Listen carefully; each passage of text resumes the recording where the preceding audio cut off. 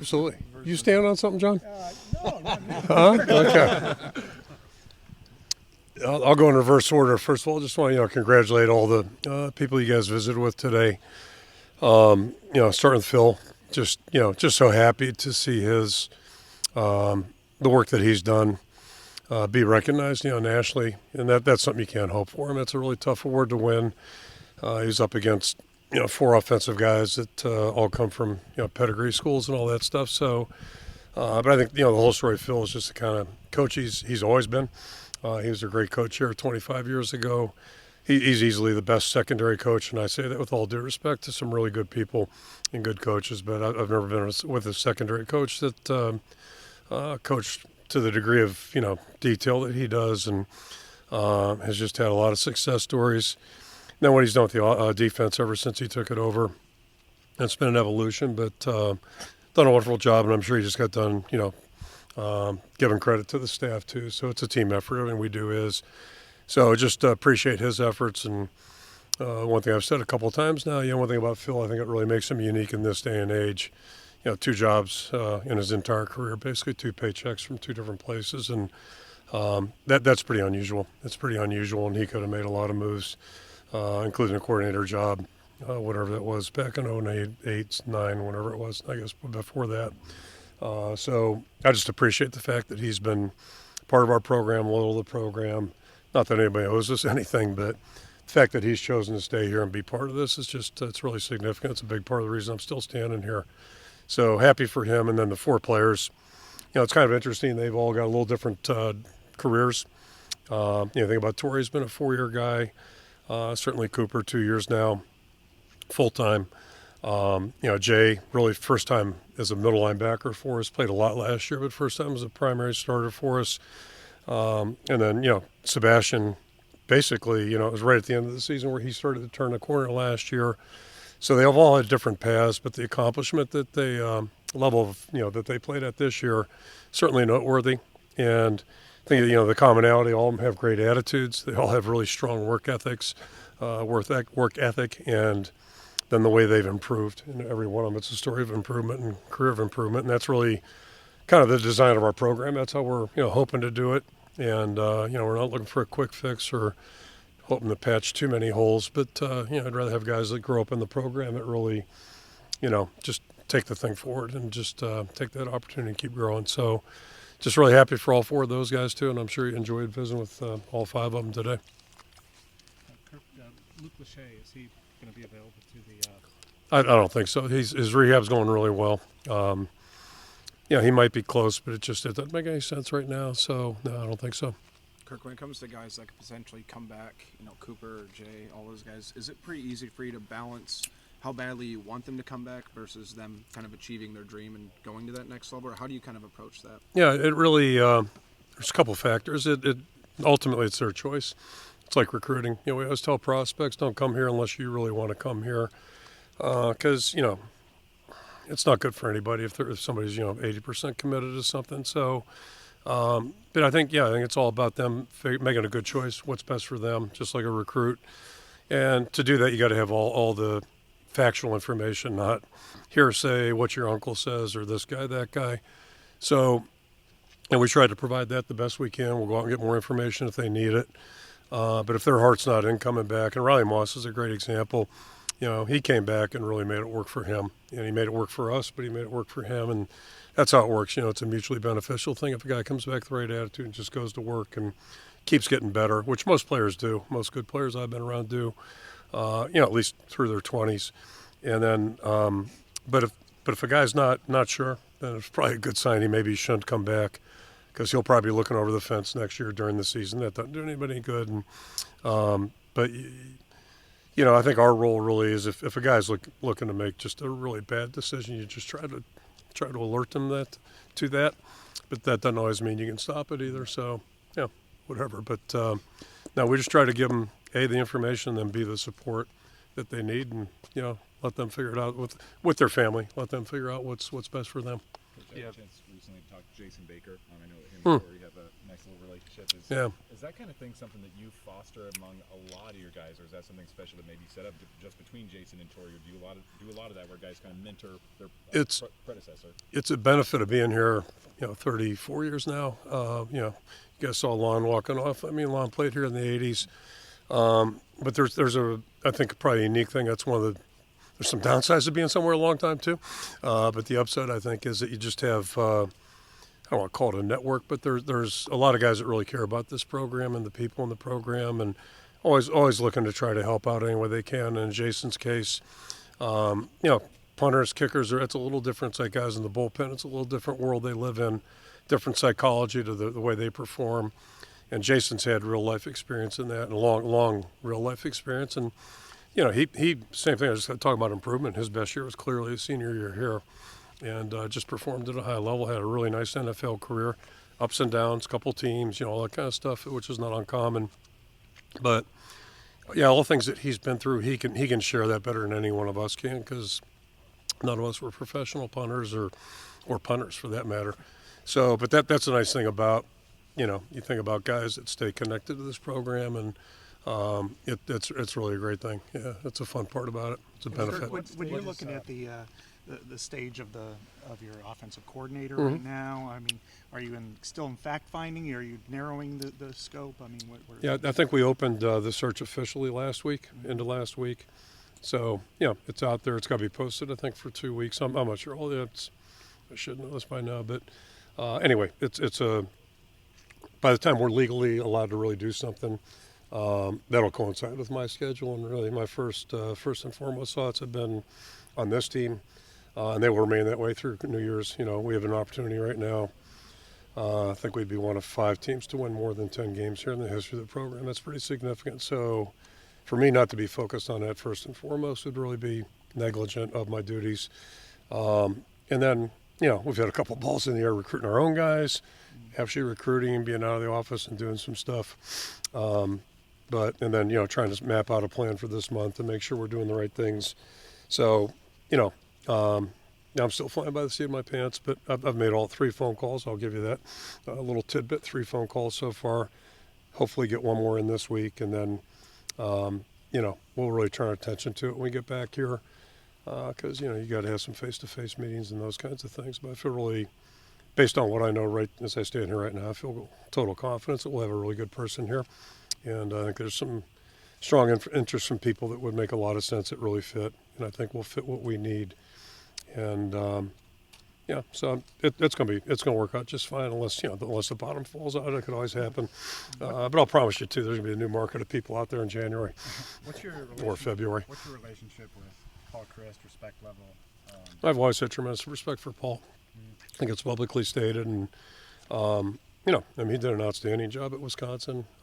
Ironically, he really did a great job, and that's, since we got here 25 years ago, that's a team we've been chasing. At that time they were the champs, and we weren't. We're obviously not.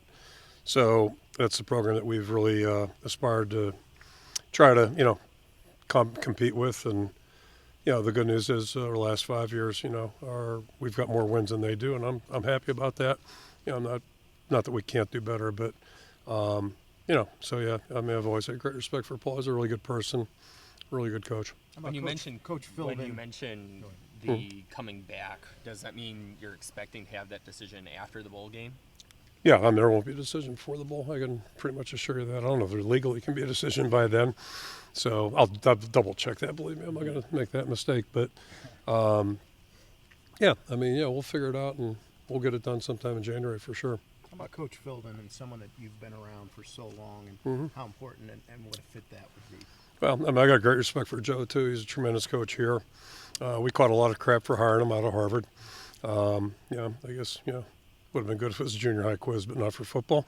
So, but he did an excellent job here. He's an excellent coach with Green Bay. I think they set records when he was a coordinator there. Had a cup of coffee as an NFL head coach, which is how that works typically. And, I got great person, great football coach, and, no question about that. Brian's got to think about his future, too. Is his plan to coach in the bowl game right now? I think he's intending on it, and, we'll know certainty next week, but Yeah, he's got to worry about himself right now too, and that's probably first and foremost on his mind.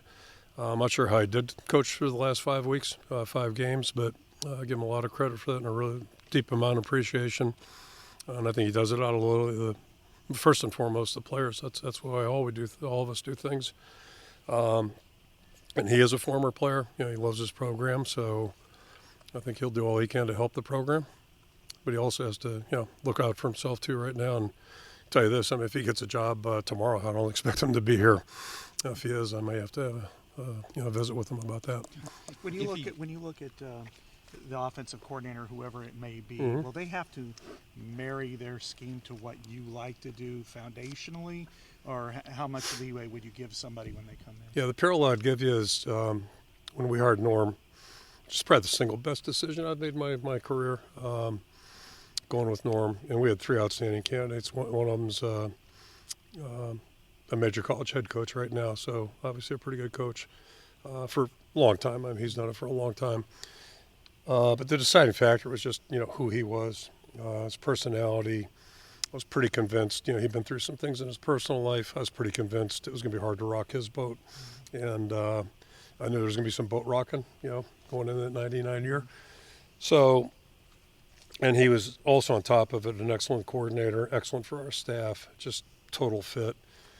And it's not a lot different 25 years from now. I mean, later, it's our program's a little stronger than it was, obviously. But, you're looking, in my opinion, you're looking for the same kind of thing.